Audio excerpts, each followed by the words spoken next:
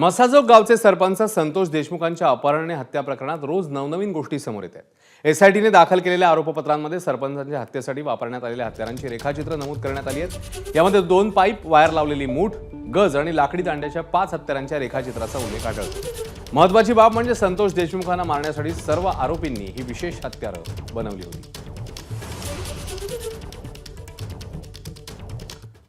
तर संतोष देशमुख हत्या प्रकरणी पोलिसांनी आरोपपत्र दाखल केल्यावर अनेक धक्कादायक बाबी समोर येत आहेत। यामध्ये सरपंचांची मुलगी वैभवी देशमुख हिचा जबाब नोंदवण्यात आलाय।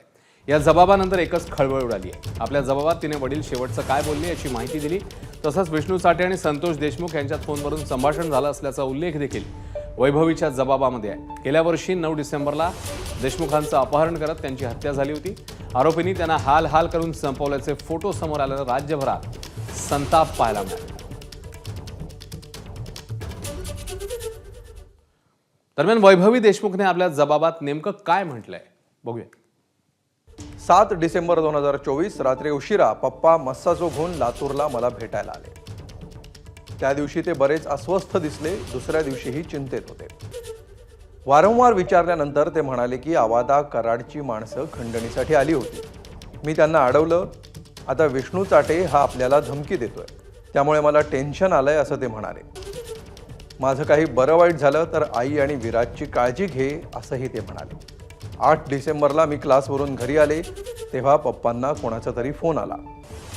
फोनवर पप्पा म्हणाले, भाऊ एवढं का ताणता, एवढ्या लहान गोष्टीसाठी जीवावर का उठता।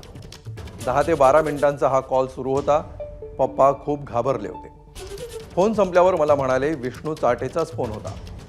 चाटे म्हणत होता, पंगा घेतल्यानं वाल्मिकांना तुला जिवंत सोडणार नाही। 9 डिसेंबरला लातूरहून ते केजला गेले। त्याच दिवशी कराडच्या साथीदारांनी पप्पांना जिवे मारल्याचं समजलं। तर या प्रकरणामध्ये अनेक धक्कादायक गोष्टी समोर येतील असं मनोज जरांगेंनी म्हटलेलं आहे। पाहूया। काल ऐकलं ते खूप भावनिक आहे। ते काळजाला खूप त्रास होतो ते। यात खूप बाहेर निघणार आहे। आणखीन तपास सुरू राहणार आहे। त्याचा पुरवणी तपास लय बाहेर निघणार आहे। यांना वाटतंय आपण सुटलोत याच्यातून, लय बाहेर निघणार आहे। त्यांचे सोशल मीडिया चालवणारे सुद्धा याच्यात जाणार आहेत।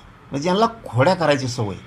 तसं त्यावेळेसुद्धा यांनी आनंद व्यक्त केलेला, आसुरी आनंद, काही यांच्या सोशल मीडियाच्या टोळीनं, ह्या धनंजय मुंडेच्या, ही सुद्धा आता पुढं आणखीन होणार आहे। नको लई आपण ही करायला। पुढं तपासात ते होणार। परत आता न्यायालयीन चौकशीसुद्धा लागल, संपत्तीच्याबद्दल, अमुक तमुक सगळ्या मॅटरच्याबद्दल। वैभवी देशमुखसह आणखी 5 साक्षीदारांचे जबाब नोंदवण्यात आले। सुरक्षेच्या कारणास्तव 5ही साक्षीदारांची नावं गुप्त ठेवण्यात आली आहेत। या 5 गोपनीय साक्षीदारांच्या जबाबातनं कराड, चाटे, घुले टोळीच्या दहशतीबाबत धक्कादायक माहिती समोर आली आहे। तसंच सरपंचांच्या हत्येच्या कटाविषयी विस्तृत माहिती देखील हाती लागलेली आहे। संतोष देशमुख हत्या प्रकरणाच्या तपासात हा जबाब मैलाचा दगड ठरण्याची शक्यता आहे।